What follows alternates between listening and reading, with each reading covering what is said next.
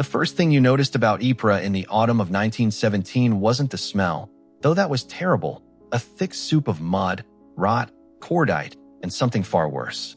No, the first thing was the sound. Or rather, the moment when the sound stopped. The big German guns, miles back, would fall silent. The reply from the British lines would cease. And in that sudden, ringing quiet, you'd hear it. A sputter, a cough, a low grumble growing into a frantic, buzzing snarl. Then, a shadow would detach itself from the deeper shadows of a shattered barn. A motorcycle, blacked out, one dimmed headlight painting a sickly yellow ribbon on the broken road. And on it, a figure hunched over the handlebars, not in the khaki of a soldier, but in the dark, practical wool of a farm woman, a scarf whipping like a pennant behind her. This was the only warning the German patrols ever got. The ghosts were running. Her name was Elodie. Before the war, she'd been a schoolteacher in a village that no longer existed, erased from the map by shellfire. Now, she was a flicker in the night, a keeper of secrets, a rider of ruin. Tonight's package was not paper. It was a small, cold, cylindrical metal case, strapped tight against her ribs under her layers. Inside was a roll of film, taken by a brave idiot of a reconnaissance pilot who'd flown so low his wings almost brushed the German wires. It showed the new enemy artillery placements. It was worth more than a battalion of men. You check the carburetor, ma petite Ferris? Old man Fleury emerged from the crypt of the collapsed church they used as a garage. His workshop smelled of oil, earth, and damp stone. I did. And the tires. And the spark plugs. Elodie patted the fuel tank of her Triumph Model H. It was scuffed and caked in mud, but its engine purred like a contented leopard thanks to Fleury's care. Good. The Boche du Newt are active. They've set up a new listening post near the Hellfire Crossroads. You must take the ditch path, past the drowned farm. The ditch path was less a path, more a suggestion of firmer ground between two seas of sucking, corpse-filled mud. One slip meant a slow, terrible end. The ditch it is. Elodie pulled her goggles down. They made the world swimmy, but kept the stinging grit out. She looked at the other two women readying their own bikes. Margot, a butcher's daughter with arms strong enough to throttle a man, gave her a sharp, grim nod. Lisette, barely 18, but with eyes 100 years old, sketched a nervous blessing in the air. They had no official name. The British signals officers they ran messages for called them those brave Belgian lasses.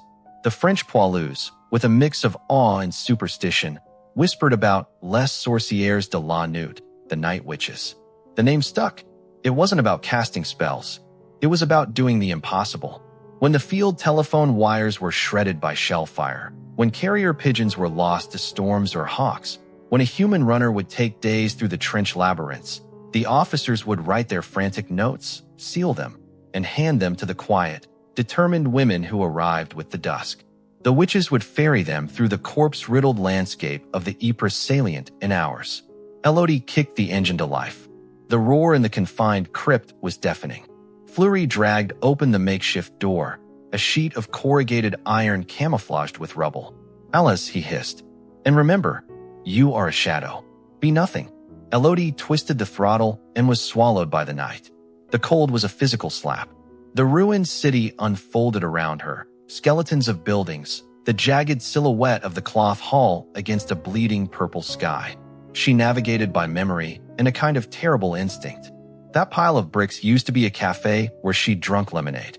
That crater, now full of greenish water, had been the town square. She reached the front-line trenches, a murmured password exchanged with a sentry who looked at her with hollow-eyed disbelief, and then she was out into no man's land. Here, the world ended. The ground was a tortured chaos of shell holes, splintered trees, and rusted wire. The air hummed with malevolence. She killed her headlight, relying on a sliver of moon and her own nerve. The Triumph bucked and skidded beneath her. She swerved around a crater, the edges of it glittering with spent cartridge cases. Something pale and round in the mud made her stomach lurch, a helmet still attached to its owner. Her route was a fragile thread of safety, woven from the secret knowledge of the locals. A sunken lane here, a causeway of old bricks there, the solid bed of a stream that ran behind the German forward posts. The ditch path. She found the entrance, a gap between two slag heaps of earth. It was darker than a tomb. Gunning the engine, she plunged in. The walls of the ditch were close enough to brush her shoulders. The sound of the engine echoed, terrifyingly loud. She was a rat in a pipe. If the Germans had discovered this route. A flash to her left. Up on the rim. Not gunfire. The brief, sulfuric strike of a match, cupped in a hand. Someone was up there. Smoking. A German sentry. Her heart hammered against the metal film case. The bike's engine seemed to scream betrayal. She didn't dare slow down. She poured on speed, the rear wheel sliding in the muck. A shout from above. Guttural German. The match went out. Another shout, closer. They'd heard her. A rifle shot cracked, absurdly loud in the confined space. The bullet spanged off a stone to her right. Then another. They were shooting into the ditch, blind. Elodie crouched lower, becoming one with the machine. The ditch curved. The shot stopped. They couldn't see her anymore. But they would radio ahead. They knew a runner was coming. The Hellfire Crossroads, her next waypoint, would be waiting. She burst out of the ditch into a shattered orchard. The skeletal trees looked like clutching hands. Ahead, the crossroads. Not a crossroads anymore, just a junction of misery where 4 roads had been pounded into a quagmire. A ruined farmhouse marked it. And in front of the farmhouse, she saw the silhouette of a man. Not in a German Stahlhelm, but in a British trench coat. He was waving an arm, frantic. Relief flooded her. A British outpost. They must have been warned of her approach. She steered toward him, slowing. As she got closer, she saw his face was pale, drawn. "Hurry," he called in heavily accented English. "Quickly, this way. Patrols." But something was wrong. His uniform was too clean, his posture too straight. And his eyes, they scanned the ruins behind her, not looking at her with relief, but with the calculation of a hunter. It was a trap, a German in stolen British kit. Elodie's blood went cold. She was already slowing, committed. To turn now would be to present her back as a target. She saw movement in the upper window of the farmhouse, the glint of a rifle barrel. She had 2 seconds to decide. Doing the unthinkable, she gunned the engine directly toward the man. His eyes widened in surprise. He fumbled for the pistol at his belt. As she shot past him, so close she could smell his stale tobacco, she let go of the handlebars with one hand, snatched the heavy wrench from her bike's tool clip, and swung it with all her might. The connection was solid, a sickening thunk against his shoulder. He cried out, stumbling. She didn't look back. She aimed her bike for the deepest part of the muddy crossroads, where a massive shell crater had filled with water, a small lake of filth. The German in the window fired. The shot went wide. With a prayer to no god in particular, Elodie and her Triumph hit the black water of the crater at full speed. The world vanished into a shock of freezing, foul liquid. Muddy water filled her goggles, her mouth, her nose. It tasted of iron, decay, and poison. The Triumph's engine gave a furious gurgle and died. Silence, except for the pounding of her own heart in her ears. She was submerged, tangled with her machine in the inky blackness. Panic, pure and electric, screamed in her veins. Let go, swim, surface. But the film case. The film case was strapped to her. If she abandoned the bike, she'd be a slow, slogging target in the mud. The bike was her only chance. Her boots found purchase on the crater's slimy side. She pushed hard. The bike was impossibly heavy, waterlogged. With a desperate, straining heave, she broke the surface, gasping, sputtering, still straddling the silent machine. She was in the center of the water-filled crater, hidden from view by its raised edges. Shouts in German echoed from the roadside. Torch beams stabbed the darkness, sweeping over the crater's rim. She held perfectly still, barely breathing, sinking lower in the water until only her eyes and the top of her head were above the surface. The cold was a cruel, clamping vice around her chest. Wo ist sie? Where is she? Sie muss im Wasser sein. She must be in the water. A torch beam swept across the scum-covered surface, passing inches from her face. She squeezed her eyes shut, praying the mud and floating debris camouflaged her. The light moved on. Fahrrad oder Motorrad. Bicycle or motorcycle? Motorrad. Horse du es? Motorcycle. Do you hear it? Silence. They listened for the engine. All Elodie could hear was the drip of water and the distant, ever-present thunder of the front. Tot. Trunk and odor Erschossen. Dead, drowned or shot. The voice sounded dismissive. Calm. We're Meldon ES. Patra wheel wider. Come. We report it. Continue patrol. The torch beams withdrew. Boots squelched in mud, growing fainter. She waited, counting slowly to 300 in her head. The cold was leaching the strength from her limbs. She couldn't stay. Moving with agonizing slowness, she paddled the dead weight of the motorcycle to the far side of the crater, away from the road. Every splash sounded like a cannon shot to her ears. Hauling herself and the bike out of the mud was a nightmare of quiet, desperate struggle. She was coated in a slime that reeked of the grave. Finally, on solid ground behind the cover of a collapsed wall, she collapsed, shivering violently. The triumph was a sorry sight, water and mud oozing from every seam. Ma petite Ferris, she whispered through chattering teeth. You must roar again. She knew the drill. With numb, fumbling fingers, she pulled the spark plugs, wiped them clean on the least filthy part of her scarf, drained the carburetor bowl, and turned the bike over to let water stream from the exhaust. Her hands were blocks of ice. The simple tasks felt Herculean. She prayed to the god of mechanics and desperate souls. Then she kicked the starter. Nothing. A sickening, dead clunk. Again. A weak sputter. Please. Not here. Not now. On the third kick, the engine coughed. A wet, protesting hack. Then it caught, spitting out water and oil in a great smoky plume, before settling into its familiar, beautiful snarl. The sound was terrifyingly loud. She shoved her fist in her mouth to stop herself from sobbing with relief. She had to move. The patrol would have heard that. She wouldn't take the road. The film had to get through. She looked east, towards the British rear lines where the command dugout lay. Between her and it lay the drowned farm. Not its real name. It had been a prosperous dairy farm. Now, a broken skeleton of a house stood in the center of a vast, flooded field, created when shelling had collapsed the dikes and water channels.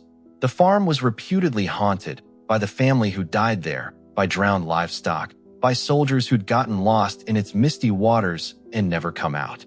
The Germans avoided it. It was a perfect, if terrifying, shortcut. Elodie pointed her bike towards the drowned fields and opened the throttle. The water here was shallower, just a foot or two deep over what had been pastures. Beneath the surface was a nightmare. Hidden wagon ruts, coils of rusted wire, the unthinkable softness of submerged bodies. She weaved at a careful speed, the bike sending up twin fans of black water. A cold, clinging mist began to rise from the water, coiling around her like ghostly fingers. The ruins of the farmhouse loomed ahead, a dark island. And then she saw it. A light. A soft, warm, golden flicker in what had been the ground floor window. A candle.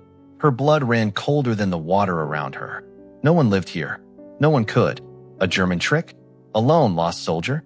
The stories of the haunted farm rushed back. She had to pass it. The direct route went right by the front of the house. Gripping the handlebars until her knuckles ached, she steered closer. The mist thickened. The candlelight seemed to pulse. And then, a shadow crossed the window. A human shape. Not in a helmet, but something shapeless, like a shawl. A woman's voice, faint and clear, cut through the mist and the idle putter of her engine. It sang a lullaby. A Belgian lullaby Elodie's own mother had sung. Slap, kinge, slap. Dar buiten luptien shop. Sleep, child, sleep. Outside walks a sheep. It was impossibly sweet, utterly out of place in this landscape of death. It was the most frightening thing she had heard all night.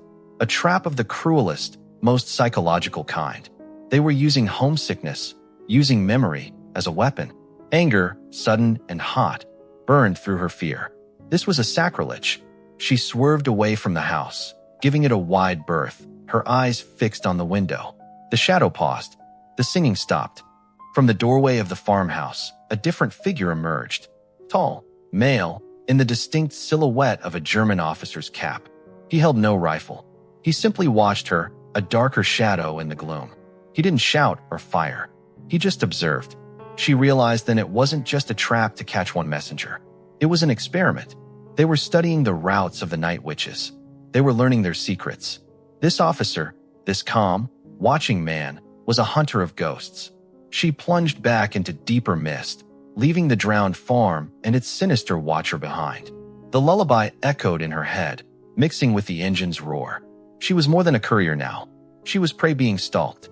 Another hour of nerve-shredding travel, using forgotten sheep trails and the hard-packed paths of long-dead farmers, brought her to the British rear zone. Sentries challenged her. She gave the day's password, Harvest Moon, her voice a ragged croak. They waved her through, eyes wide at the mud-caked apparition on the sputtering motorcycle. She finally slid to a halt in front of a deep dugout, its entrance reinforced with timber and sandbags. A young, tired-looking signals lieutenant emerged, his face illuminated by the glow of a dugout lamp. "Good God, made it then," he said, his voice betraying surprise. Wordlessly, Elodie unbuttoned her soaking coat, her frozen fingers struggling with the straps. She pulled out the metal case. It was warm from her body heat. She handed it over. The lieutenant took it, his expression turning to one of profound relief. "This is the photo reconnaissance? You're a marvel. They said the route was hot tonight. We heard about the mess at Hellfire Crossroads. There is an officer," Elodie said, her teeth still chattering, "at the drowned farm. German. He is not setting traps. He is watching, learning." The lieutenant's face grew serious. He nodded. "We've had hints. Intelligence says a new German unit moved into the sector, specialized in counterintelligence, partisan hunting. They're led by a Hauptmann Vogel. The birdcatcher, they call him. Seems he's taken an interest in you lot. The birdcatcher, the man in the doorway. He must not learn our routes," Elodie said, simply. "We'll pass it up the chain," the lieutenant promised. He looked at her with something like awe. "You need a whiskey and a blanket, in that order. There's a brazier in the aides dugout. Get warm. Your return packets will be ready in an hour." An hour. Just 60 minutes of precious, shuddering warmth before she had to turn around and go back into the belly of the beast, carrying fresh orders that would send men to their deaths or save them. The cycle was endless. As she slumped by the brazier, the heat biting painfully into her frozen skin, she thought of Margot and Lizette, out there somewhere in the same night.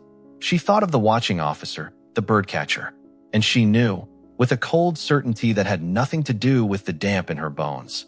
Their secret war in the shadows had just become a duel. The warmth from the brazier was a lie. It thawed Elodie's skin but couldn't reach the deep, permanent cold inside her, the chill planted by the sight of the watching officer. The birdcatcher. She drank the tin mug of whiskey the British Signals corporal handed her, the liquid fire doing more than the brazier ever could. For 10 minutes, she existed in a numb, shivering haze. Her return cargo was less dramatic but no less vital. A sheaf of typed orders for artillery battery positions, adjustments for the creeping barrage plan for the next big push. Paper. It felt flimsy, vulnerable. She sealed the oilskin pouch and strapped it inside her tunic, over the lingering chill of the film case's absence. The young lieutenant approached as she was checking her Triumph's tire pressure with numb fingers. "We've radioed a warning to the other contacts," he said, lowering his voice. "About your friend Vogel. But the routes must hold. The push is in 72 hours. 72 hours. 3 days. Then 10,000 men would go over the top, and their lives might depend on the messages she and the others carried tonight, tomorrow, the night after." The weight of it was a physical pressure. "The routes will hold," Elodie said, with a confidence she didn't feel. She kicked the engine to life. The journey back was always worse. The exhaustion set in. The adrenaline was spent. You knew exactly what horrors lay in the dark, and your imagination painted 100 more. This time, she avoided the ditch path and the drowned farm entirely. She took the Weaver's Run, a path that followed the old, sunken textile canal, its banks overgrown and crumbling. It was longer, twistier, and crossed dangerously close to a German forward-listening post known as the Ear. She moved like a thief, killing the engine and coasting down slopes, pushing the bike up inclines, her muscles screaming. The only sounds were the distant thunder of the guns, the scuttle of rats in the ruins, and the frantic beating of her own heart. She passed within 200 yards of the Ear. She could see the faint glow of a covered lantern from its sandbagged position. She held her breath, a statue on a steel horse, until she was around a bend and swallowed by darkness again. It was near what was left of the village of Passchendaele Ridge that she found the first sign of the net. A tripwire. It was almost invisible, a strand of dark gut stretched across the path at ankle height. But the moonlight caught it just so, a faint, silvery gleam. She slammed on the brakes, the back tire skidding in the mud, stopping just inches short. Her heart hammered against the oilskin pouch. It wasn't connected to a shell. That would be too loud, too indiscriminate. This was quieter, a hunter's snare. Following the wire with her eyes, she saw it led to a small, carefully placed bundle of tin cans and loose stones in the bushes. A noise trap. If she'd hit it, the clatter would have brought a patrol running. This was new. This was intelligent. This was the birdcatcher. She dismounted, legs wobbly, and cut the wire with her wrench. She moved forward with agonizing slowness, scanning every inch. She found 2 more wires in the next half mile, each more cleverly concealed than the last. One was at handlebar height, designed to clothesline a rider. The net was being drawn tight. By the time she reached the ruins of Ypres, the gray false dawn was lightening the sky in the east. The witching hour was over. She was a day creature returning to its crypt. She guided the exhausted Triumph through the skeletal streets towards the collapsed church. But something was wrong. The usual signal, a piece of white cloth hung from a specific broken window, was absent. The street was too quiet. Old Man Fleury was always awake, always listening for their return. Elodie killed the engine 100 yards out and pushed the bike silently into the shell of a chemist's shop. She crept forward on foot, pressing herself against cold, damp walls. The corrugated iron door to their crypt was ajar, not open, but not fully closed. From within came no sound of Fleury tinkering, no soft Belgian curses at a stubborn spark plug. She drew the heavy wrench from her belt. It was becoming her weapon of choice. Edging to the doorway, she peered inside. The scene was one of violent search. Toolboxes were upended, spare parts scattered. The straw pallets they sometimes slept on were ripped open. The hidden compartment in the wall where they kept a spare pistol and their few personal effects, a photograph, a lock of hair, was torn open and empty. And in the center of it all, sitting on an overturned crate, was Old Man Fleury. He was alive, but his face was a mask of bruises, one eye swollen shut. His hands were tied behind his back. Standing over him was a German soldier, a Feldgendarme, a field policeman. He wasn't a frontline fighter. He was an enforcer. His uniform was neat, his face cold and bureaucratic. And he was not alone. Leaning against the far wall, arms crossed, watching everything with detached, analytical interest, was the officer from the drowned farm, Hauptmann Vogel. He was younger than she'd expected, perhaps 40, with a lean, intelligent face and eyes that missed nothing. He held a small, leather-bound notebook. He wasn't looking at Fleury. He was studying the space, as if reading the story of the night witches in the oil stains on the floor and the scuff marks on the walls. The Feldgendarme spoke in harsh, accented French. "Tell us again, old man. The names, the routes, the times." Fleury spat a gob of blood onto the dirt floor. "I repair bicycles. For anyone. Soldiers, farmers, ghosts. I ask no names." Vogel spoke for the first time. His voice was quiet, calm, almost pleasant. It was worse than shouting. "You are a craftsman, I see. I respect this." He gestured with his notebook to the carefully organized workbench, now vandalized. "This is not bicycle repair. This is modification. For endurance. For silence. This is the workshop of a service." He took a step closer. "We found the white cloth. The signal. A simple system. Effective. How many are there? 3? 4? The one on the Triumph is particularly skilled. She evaded my men at the crossroads. She saw me at the farm. She has nerve." Elodie's blood turned to ice. He was talking about her. He knew. Fleury said nothing. Vogel sighed, a sound of mild disappointment. "You are loyal. This is also respectable, in its way. But loyalty is a currency. Let me explain the exchange rate. At dawn, I will have 10 men from the nearby village arrested. Old men, boys. They will be shot as collaborators for aiding your network. Their deaths will be on your conscience. Unless you give me one name. Just one." He was a bird catcher indeed. He didn't just set snares for bikes. He set them for souls. Fleury's one good eye filled with a torment Elodie could feel from her hiding place. This was the true horror, the calculation that turned resistance into an unbearable weight. Vogel waited, his pen poised over his notebook. Elodie knew what she had to do. She could not let Fleury break. She could not let those villagers die. But she could not give him a name either. She made a decision. She stepped out from the doorway into the dim light of the single lantern. She let her wrench hang loosely at her side. "He doesn't know the names," she said, her voice flat. "I do." 3 things happened at once. Fleury let out a strangled cry of "Non." The Feldgendarme fumbled for his Luger, and Hauptmann Vogel looked up. His eyes met hers. There was no triumph in them, only a deep, intense curiosity, as if a rare specimen had finally fluttered into his net. "Ah," Vogel said, a small smile touching his lips. "The rider of the Triumph. The one who swims with her motorcycle. I am Hauptmann Dieter Vogel. And you are?" "A ghost," Elodie said. "Ghosts do not speak," Vogel replied smoothly. "You are a woman with a name, with a history. You are the key to the lock." He nodded to the Feldgendarme, who kept his pistol trained on her but didn't advance. "You have saved the old man a difficult choice.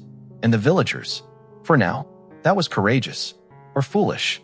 "You said one name," Elodie said, her mind racing. "You have one. Mine. Elodie, let him go. Let the villagers be. Your quarrel is with the messengers. Here I am." Vogel studied her, his head tilted like a bird.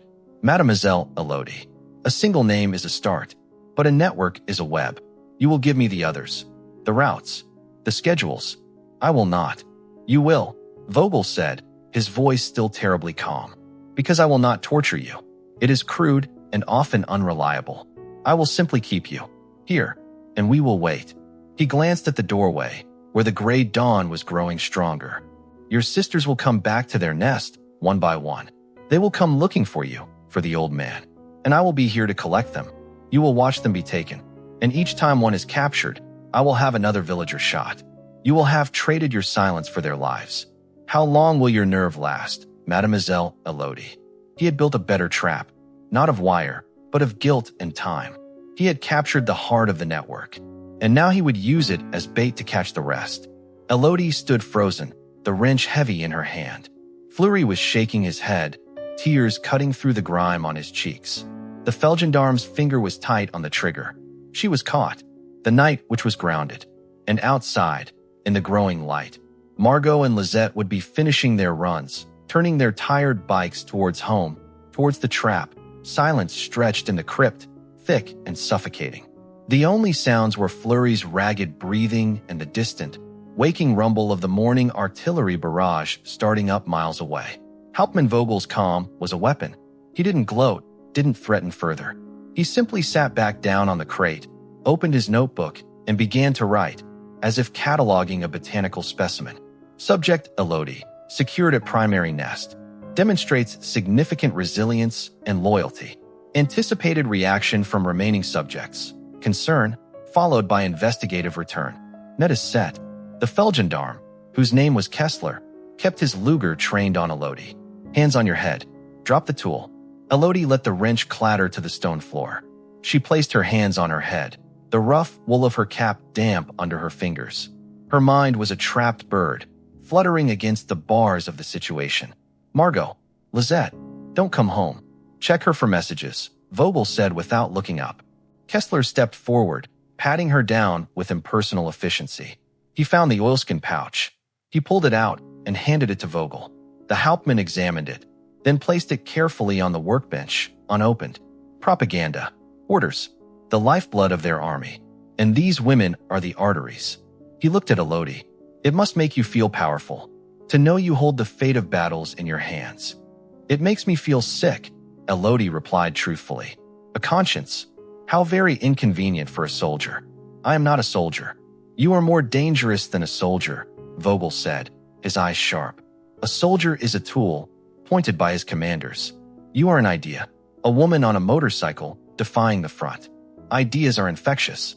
They must be quarantined." He turned to Kessler. "Secure the old man in the cellar niche.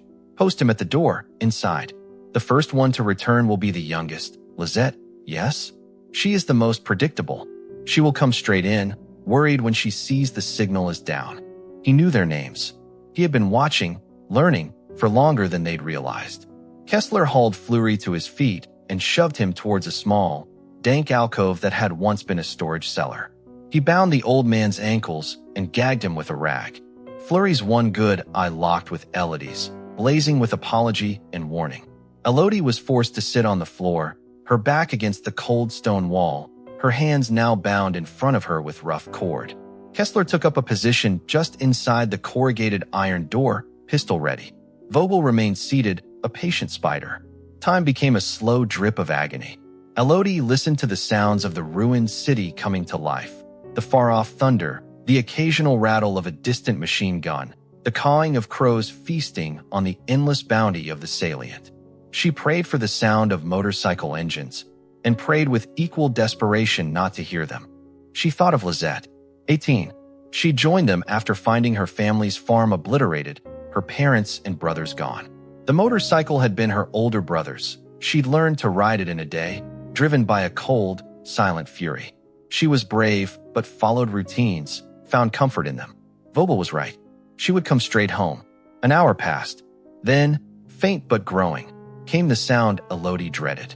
Not the healthy snarl of a well-tuned engine, but the wheezy, misfiring sputter of Lizette's aging Norton. It had a distinct, clattering valve noise. She was approaching from the north, using her standard route. Elodie strained against her bonds. She had to make a sound, a warning. She glanced at Vogel. He had closed his notebook, his head tilted, listening.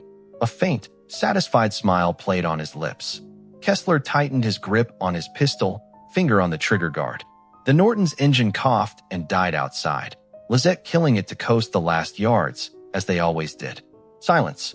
Then, the soft crunch of careful footsteps on rubble.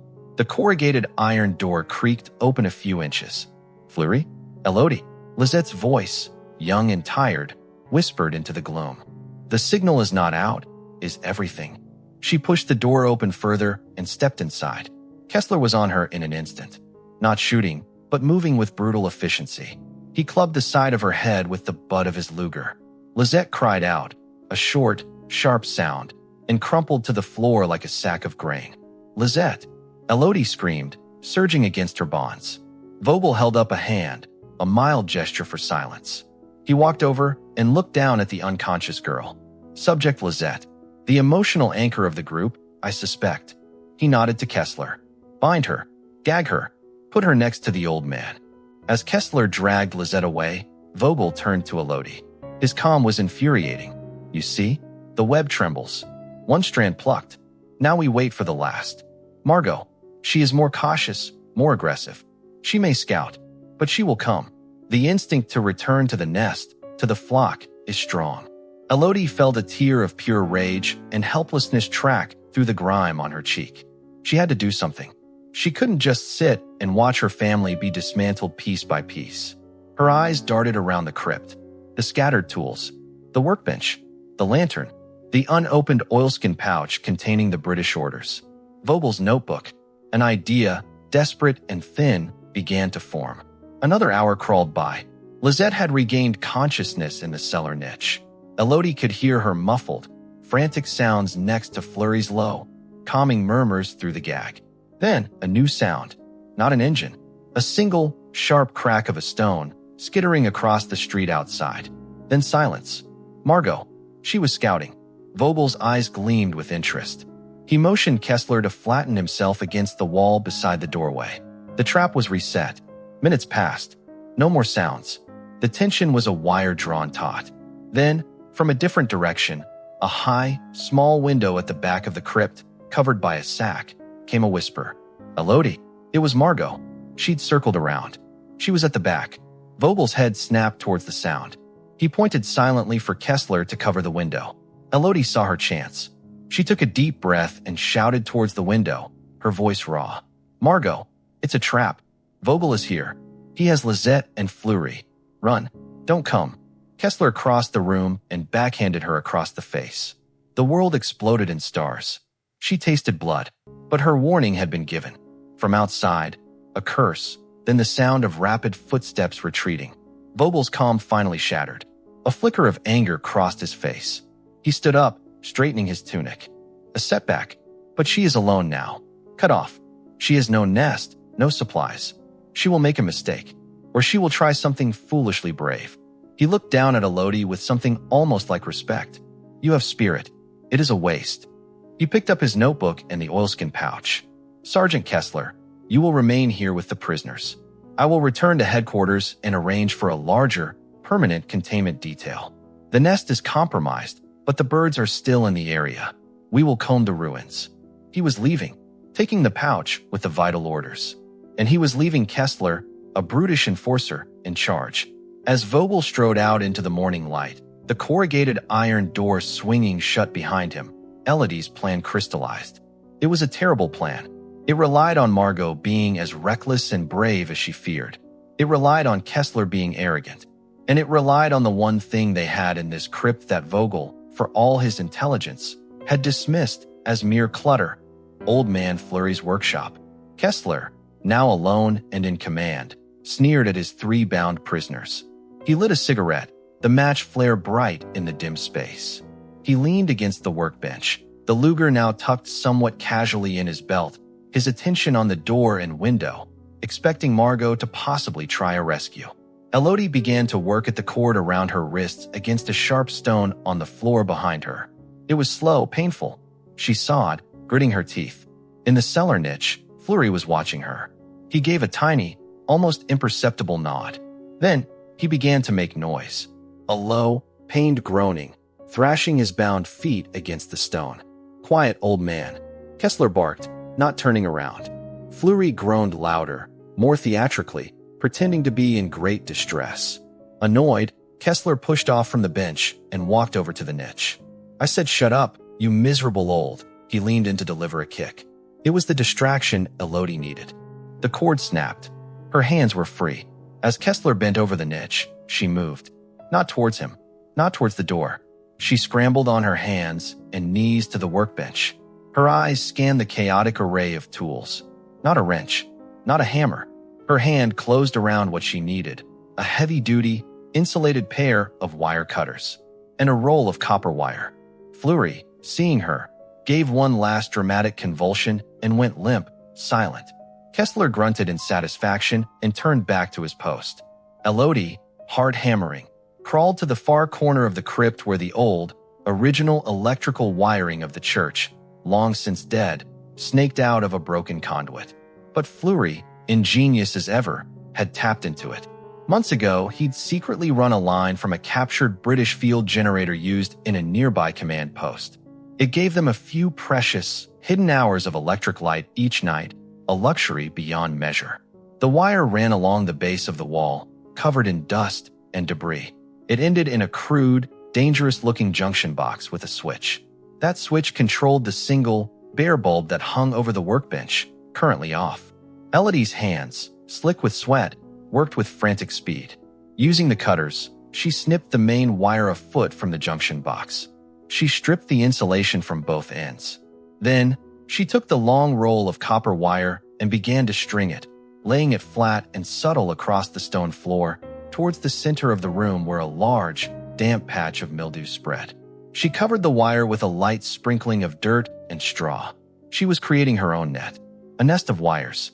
She connected one end of her new copper wire to one of the snipped ends in the junction box. The other end she left loose, bare copper gleaming. She then took the other snipped end from the main power line and bent it towards the damp patch on the floor. The setup was simple, lethal, and insane. If she could complete the circuit across that damp stone, it would become a conductor.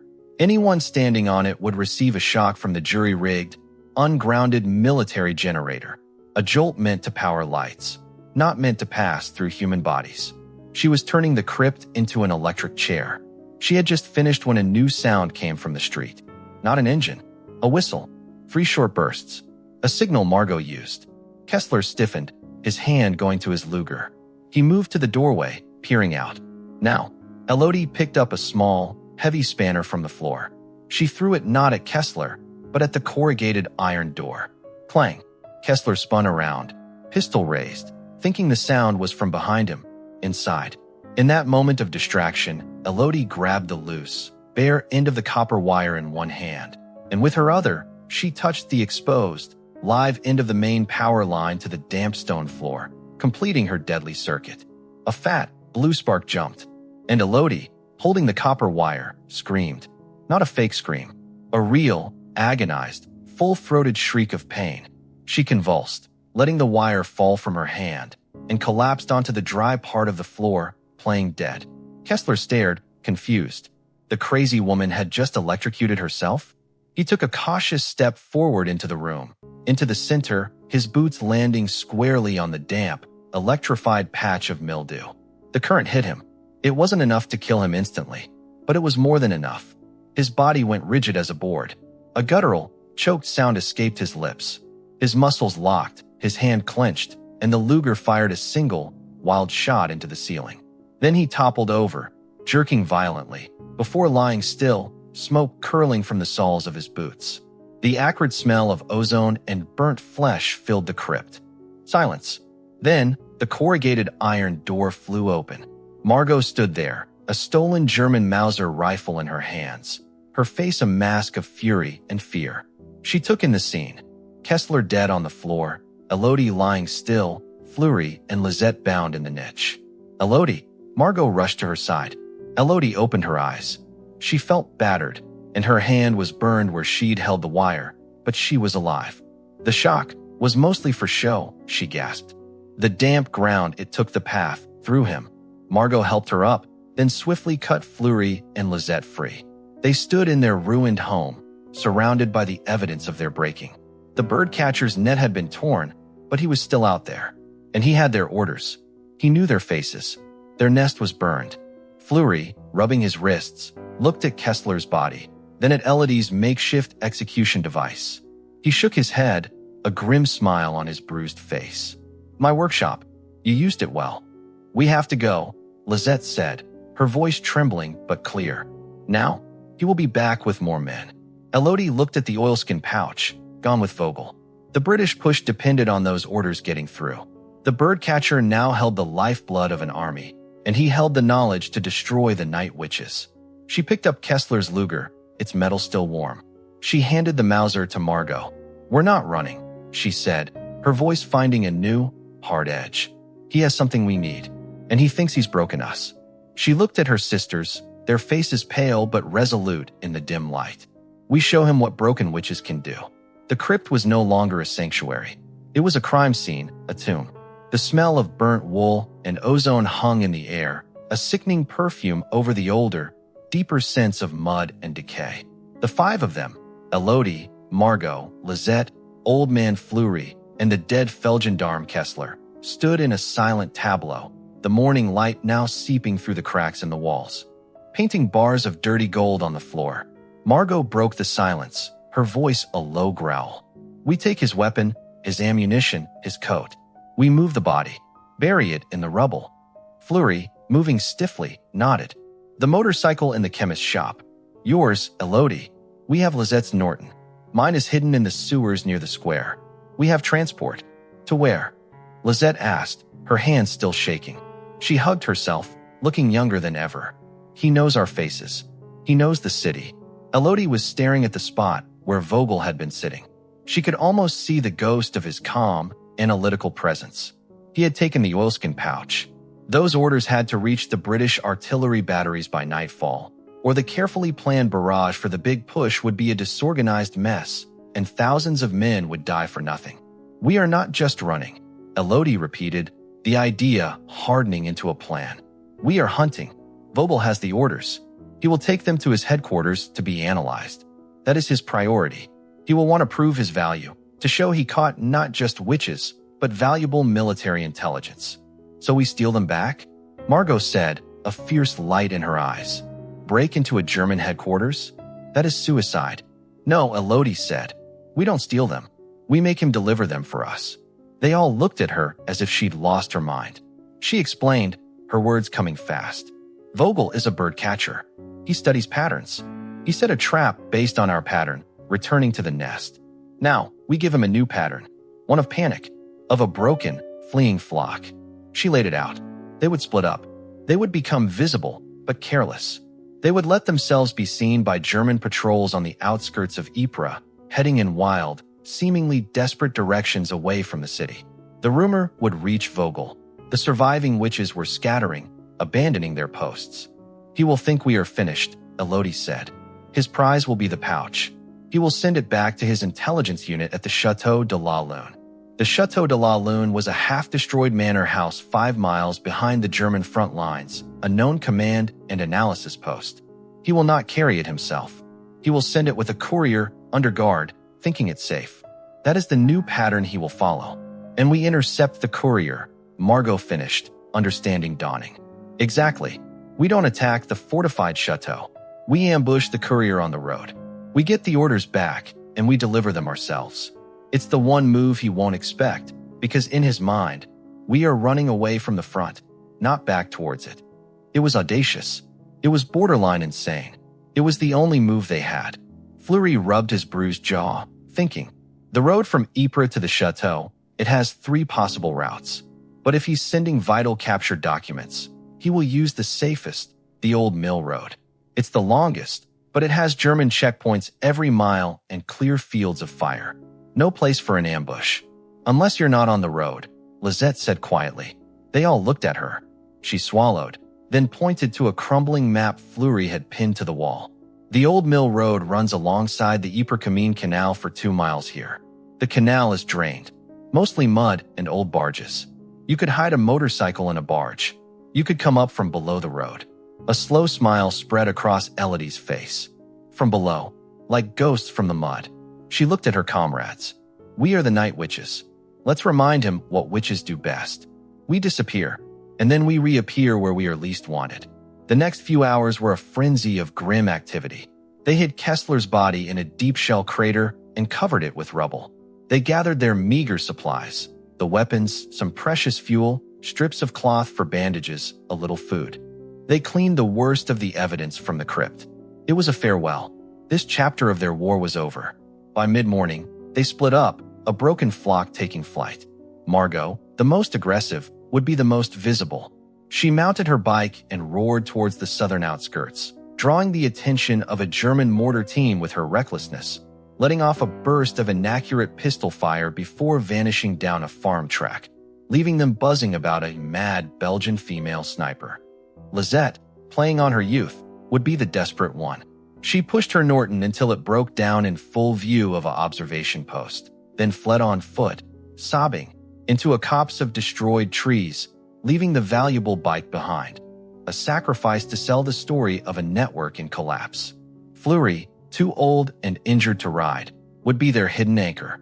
He secreted himself in the labyrinth of Ypres' ancient, flooded sewers, a stinking, miserable hiding place no one would search. He was their fallback, their memory. And Elodie, she had the hardest role. She had to be seen, but not caught. She had to be the ghost leading the hunt. She took her Triumph and rode a calculated, dangerous route along the very edge of no man's land, drawing rifle shots and patrols, making sure the German forward units knew a motorcycle courier was active, desperate, and heading west, away from the front.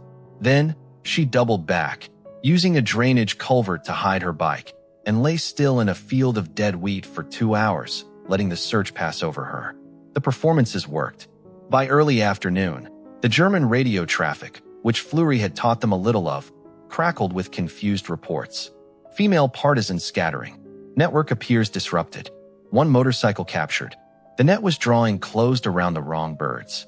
As dusk began to fall, the most crucial piece of intelligence came. Fleury, from his sewer hideout, intercepted a faint, coded message on a scavenged German field radio earpiece. It was for Hauptmann Vogel. The words were technical, but the meaning was clear. Captured documents of immediate tactical value. Recommend immediate transfer to Chateau de la Lune for analysis prior to evening briefing. Route, Old Mill Road. Escort, 2 men, motorcycle combination. A motorcycle combination. A driver, a sidecar passenger, and an extra man in the rear seat. 3 men, carrying their orders. It was time. Elodie retrieved her Triumph from the culvert. Margot and Lisette converged at a prearranged ruin, a shattered greenhouse on the banks of the drained Ypres-Camine Canal. They had recovered Lisette's Norton. Margot had liberated a German bicycle for Fleury, who emerged from the sewers smelling of unspeakable things, but with fire in his eyes. They were a pitiful army, for tired, dirty, bruised civilians. 2 motorcycles, 1 bicycle, a Mauser rifle, 2 pistols, and a wrench. And a plan. They raced along the canal bank, the setting sun at their backs casting long, dancing shadows.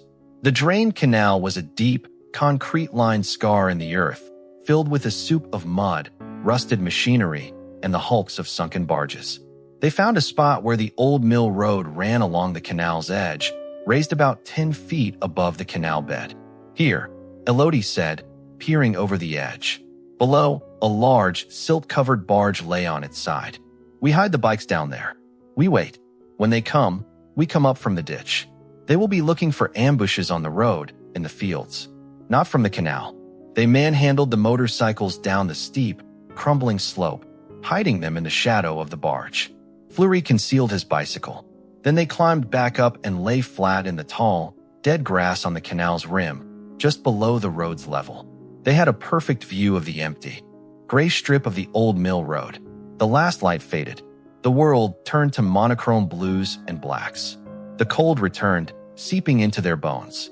They waited. The only sounds were the distant guns and the trickle of fetid water in the canal bottom. An hour passed. Then, the unmistakable sound of a heavy German motorcycle combination, its engine a deeper, slower thrum than their nimble bikes. Headlights cut through the twilight, two glowing eyes approaching down the road. Elodie's mouth went dry. This was it. The vehicle came into view. A BMW R75 with a sidecar. A soldier drove. Another sat in the sidecar, a machine pistol on his lap. A third sat behind the driver, rifle slung over his shoulder. In the sidecar passenger's lap sat a familiar shape, a leather map case. The oilskin pouch would be inside. On my signal, Elodie whispered, cocking Kessler's Luger. Margot, the driver. Lisette, the sidecar. I will take the rear guard. Fleury, cover us. The combination was 50 yards away, 40-30. Just as it was about to pass their position, Elodie took a deep breath and screamed, not a word, but the high, piercing cry of a barn owl, the signal. Chaos erupted. Margot stood up first, the Mauser rifle barking. Her shot was true, hitting the driver in the shoulder. He screamed, and the heavy bike swerved violently. Lisette popped up, firing the German pistol wildly, but forcing the man in the sidecar to duck. Elodie stood, aiming the Luger at the soldier in the rear seat, who was fumbling with his rifle. Hand hoch, she shouted. Hands high. But the man in the sidecar recovered fast. He swung his machine pistol up. Brap! A short burst tore into the dirt at the canal's edge, inches from Elodie. She fired the Luger, the recoil jerking her wrist. The shot went wide. The wounded driver, with astonishing grit, gunned the swerving motorcycle, trying to speed past the ambush. The case. Elodie yelled. Margot fired again, hitting the sidecar's front tire. It blew with a loud bang. The combination lurched, the sidecar digging into the road, and the whole vehicle spun, tilting violently before crashing onto its side with a sickening crunch of metal and a cry of pain from the men. For a second, there was silence, broken by the moans of the injured Germans and the sputtering death of the BMW's engine. Then, from the wreckage, the sidecar passenger crawled. He was bleeding from his head, but he clutched the leather map case to his chest. He saw the women advancing and scrambled to his feet, stumbling away from the canal towards the open fields. He's running. Lisette cried. Elodie and Margot gave chase. The German was hurt, but driven by duty. He staggered across the muddy field. Elodie was gaining on him, her lungs burning. He turned, raising his machine pistol one-handed. Margot, behind Elodie, stopped, aimed the Mauser, and fired. The running German jerked and fell face-first into the mud. The map case flew from his hand, landing a few feet away. Elodie sprinted to it. She scooped it up, her fingers fumbling with the clasps. Inside, pristine and dry, was the oilskin pouch.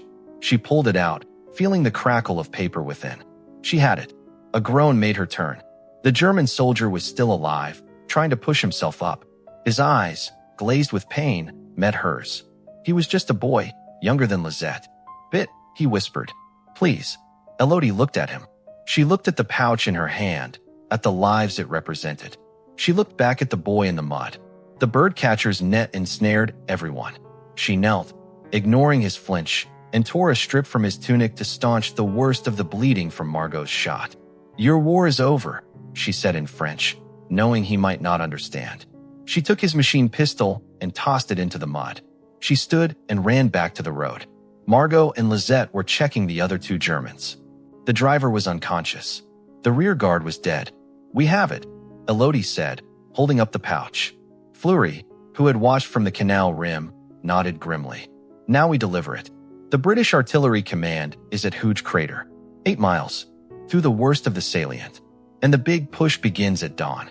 He looked at the sky. "You have all night." Elodie strapped the precious pouch against her skin once more. She looked at her sisters. They were wounded, exhausted, hunted. The birdcatcher would soon know of the ambush. He would know he'd been tricked. His fury would be white-hot. The hunt would be back on, with a vengeance. They had won the pouch.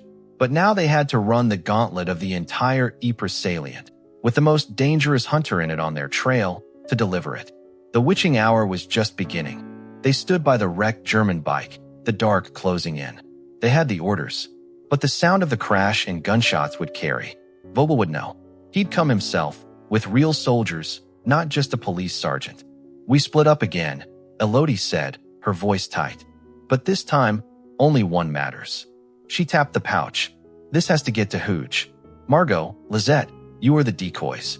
Make noise. Lead them east, away from the front. Make them believe you still have it." "No," Margot said instantly. "We stick together." "We can't," Elodie insisted. "If we all run for the British lines, he will catch us. He's too good. But if he's chasing you, he's not chasing the orders. It's the only way." Lizette's lip trembled, but she nodded. She understood the math of sacrifice. Fleury stepped forward. "I will go with the decoys. An old man and 2 girls, running scared. It will look true. And I know the old miner's trails in the east. We can lead him a dance." There was no time for long goodbyes. They were all part of the same soul now, frayed and stained but unbroken. A fierce, silent embrace, a meeting of eyes that said everything. Then they moved.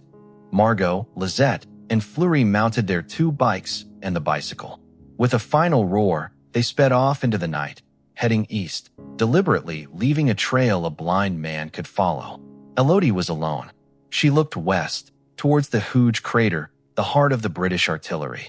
8 miles. Through the serpent's belly. She kicked her triumph to life. She didn't take the known paths. She took the land itself, the shattered, impossible landscape of the salient. She rode across fields of craters, skirting the lips of shell holes filled with phosphorescent water. She pushed through hedges of rusted wire, the barbs tearing at her clothes. She forded streams that ran red with clay. She was a shadow, a rumor, a whisper in the earth. An hour in, she saw the lights. Not the steady glow of the front, but moving lights. Motorized vehicles, coming from the direction of the Chateau de la Lune, spreading out, searching. Vogel's response was swift and brutal. He had called out the hounds.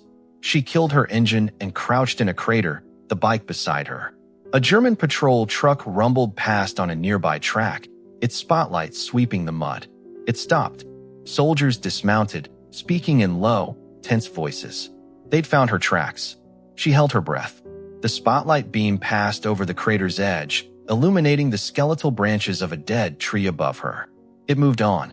She waited until the truck moved away, then pushed on. The terrain grew worse. She entered the zone of the morning's bombardment. The ground was freshly churned, a bubbling, sucking bog. Her triumph, her petite Ferris, began to struggle, wheels clogged with mud. She was forced to dismount and push, every step a battle, the cold mud sucking at her boots. A sound cut through the night. Not guns. Motorcycles. 2 of them. Not the heavy BMWs, lighter bikes. Like hers. She looked back. On a ridge a few hundred yards behind, 2 black shapes were silhouetted against the night sky. They weren't using headlights. They were tracking her. Vogel hadn't taken the decoy bait, or he'd split his forces. He was on her trail.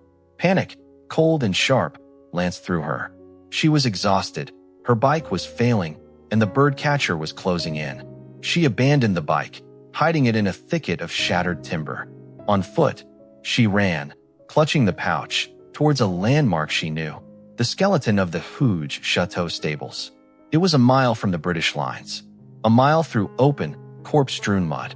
The motorcycle sounds grew closer. They'd found her triumph. She sprinted, her breath sobbing in her chest. Bullets snapped past her, kicking up mud. They weren't aiming to kill. They were hurting her.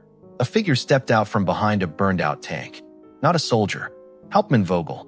He held a pistol, pointed at the ground. He was calm, his face a pale mask in the gloom. Mademoiselle Elodie, he called out, his voice carrying on the still air. It ends. You have run a magnificent race, but the field is mine.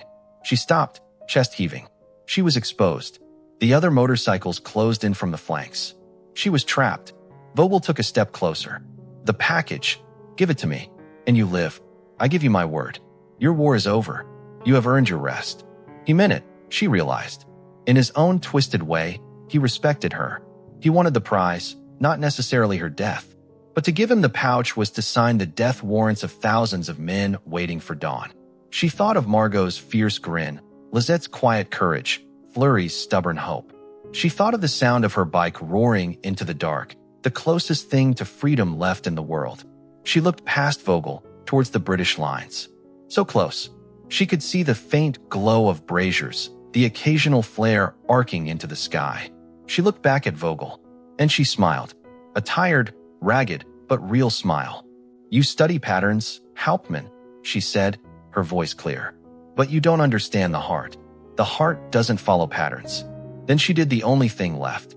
She turned and ran, not away, but directly towards the British lines, towards the densest part of no man's land, screaming at the top of her lungs. Harvest Moon. Harvest Moon. It was the password. It was a signal. It was a beacon.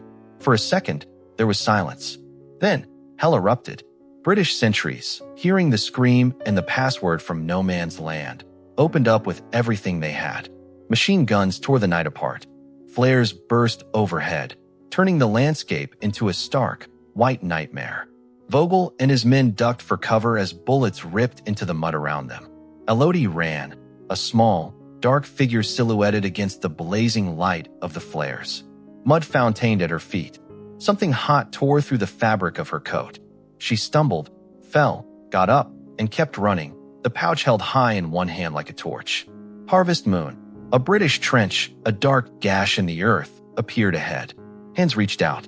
Rough hands grabbed her coat, her arms, hauling her over the parapet. She tumbled into the muddy trench, into the smell of sweat, tobacco, and tea. Good God, it's one of the witches, a voice exclaimed. She shoved the oilskin pouch into the hands of a stunned young officer. For the artillery, Hooge command, dawn barrage. Then the world went gray, and she slid into unconsciousness. She awoke to the sound of the world ending. It was dawn. The sky was a grim pink, and the entire horizon was roaring. The British artillery barrage, precise and devastating, was walking across the German lines. The ground shook. The air vibrated. She was in a dugout, a blanket over her. The young signals lieutenant from days before was there, a cup of tea in his hand. He smiled, a real, warm smile. You did it. The orders got through. The barrage is textbook. You saved, well, more than I can count. He nodded to the entrance. Look, she struggled out. In the trench, soldiers were standing on the fire step, watching the spectacle of destruction. For the first time, she saw hope on their dirty, exhausted faces. She looked back across no man's land, towards Ypres. Somewhere out there, Margot, Lisette, and Fleury were hiding or running. And somewhere, Hauptmann Vogel was watching his carefully laid plans turn to ash under the thunder of the guns he'd failed to stop. He had caught no witches. He had only made them legends. Elodie leaned against the trench wall, the rumble of the guns filling her bones.